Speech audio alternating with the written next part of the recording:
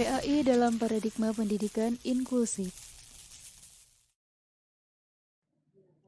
Sebelum itu, kita akan membahas apa sih yang dimaksud dengan PAI.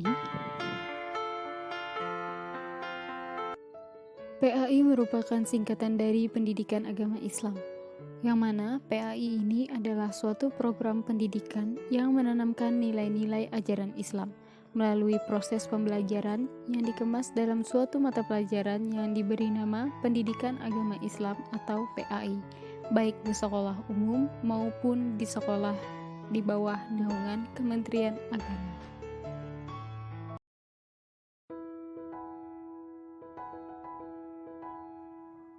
Lalu, apa sih yang dimaksud dengan pendidikan inklusif?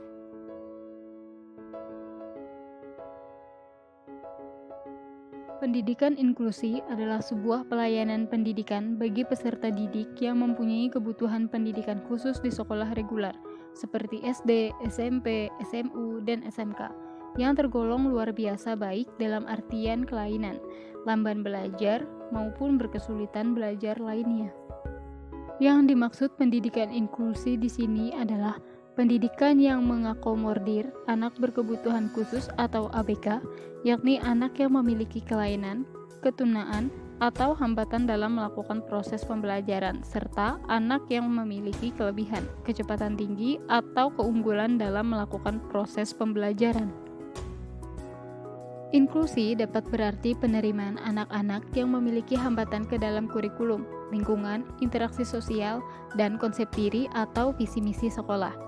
Hal ini terjadi kesamaan visi sampai persamaan paradigma antar berbagai elemen tersebut, sehingga menyebabkan wacana dan budaya pendidikan inklusif telah berkembang signifikan pada akhir-akhir ini. Misalnya, anak penyandang kelainan atau berkebutuhan khusus tidak boleh didiskriminasi dalam memperoleh hak untuk mendapatkan pendidikan yang layak dan berkualitas sehingga tidak mencederai rasa kemanusiaannya. Di sisi lain, tak dapat dipungkiri ada kalanya anak berkelainan merupakan manusia yang butuh perawatan dan penanganan khusus. Seringkali dibutuhkan perlakuan yang berbeda, bahkan bisa jadi pelayanan dan fasilitas proses pendidikannya melebihi apa yang diberikan anak normal. Di tengah kenyataan yang berbeda, itu bukan berarti mereka harus dibedakan haknya, disingkirkan dan dimatikan kreativitasnya, dilarang untuk berinteraksi dengan manusia normal, dan penanganan terhadapnya dianggap sebagai suatu kesia-siaan atau kemustahilan. Bagaimanapun, mereka adalah aset masyarakat dan bangsa yang harus dikembangkan, bukan suatu kemustahilan bila mereka diperlakukan dengan tepat atau layak dan konsisten. Keberadaan mereka kelak di masyarakat akan jauh lebih bermanfaat. Hal tersebut bila mana dibandingkan dengan menelantarkan atau menyingkirkan mereka. Oleh karena itu, segala apa yang ada pada mereka senantiasa diterima sebagai kenyataan yang harus diperlakukan sama seperti individu lainnya, bukan malah dibinasakan dengan perlahan-lahan, terlebih lagi secara masif. Mengenai titik singgung pendidikan agama Islam dengan paradigma pendidikan inklusif, yang mana pendidikan inklusi di Indonesia sekarang ini merupakan sebuah kebutuhan, yakni pendidikan yang memanusiakan manusia, pendidikan yang merata untuk semua golongan, dan pendidikan yang mengintegrasikan perbedaan. Terlebih lagi dalam konteks pendidikan agama Islam atau PAI, paradigma pendidikan tersebut dapat digunakan sebagai upaya untuk membangun budaya yang unggul, yakni budaya yang mengoptimalkan seluruh sumber daya manusia yang ada dalam menyukseskan pembangunan bangsa tanpa mendiskriminasikan salah satu golongan manapun. Paradigma pendidikan inklusi seperti itu merupakan paradigma lain yang harus ditinggalkan. Hal itu karena sekarang ini perkembangan ilmu pengetahuan dan teknologi manusia sudah berkembang pesat. Dengan segala fasilitas dan ilmu yang ada, bukan menjadi alasan lagi bagi sekolah-sekolah reguler dalam jumlah tertentu untuk menolak anak berkebutuhan khusus. Selain itu, untuk menghadapi masalah kehidupan yang semakin kompleks di zaman sekarang atau seperti ini, maka penggunaan paradigma pendidikan inklusif merupakan suatu kebutuhan. Manusia normal tidak lagi boleh menyingkirkan ABK atau anak berkebutuhan khusus dari kehidupan masyarakat. Meskipun sedikit kelebihan dan kemandirian dari ABK akan sangat bermanfaat bagi kehidupan.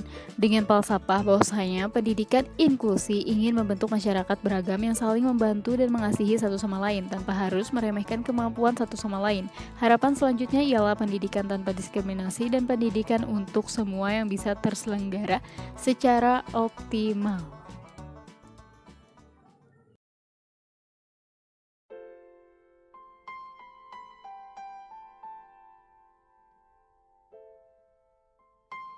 Seringkali cara pandang manusia pada umumnya terhadap anak berkebutuhan khusus yang memiliki keterbatasan ialah meremehkan tanpa melihat kelebihan-kelebihannya.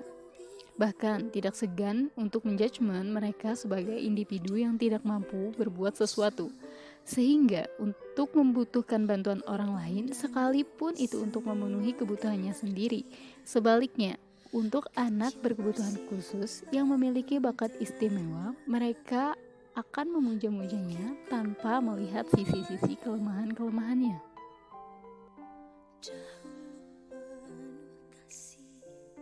Maka dari itu, hendaknya dalam penyelenggaraan pendidikan formal diharapkan tidak ada lagi sekat sosial atau pembedaan antara anak berkebutuhan khusus dengan masyarakat pada umumnya. Lebih konkret, supaya sistem pendidikan inklusif terwujud, maka setiap orang tua peserta didik dibolehkan untuk mendaftarkan anaknya yang tergolong anak berkebutuhan khusus ke sekolah manapun, terutama untuk sekolah yang layak atau mampu untuk menyelenggarakan pendidikan inklusi.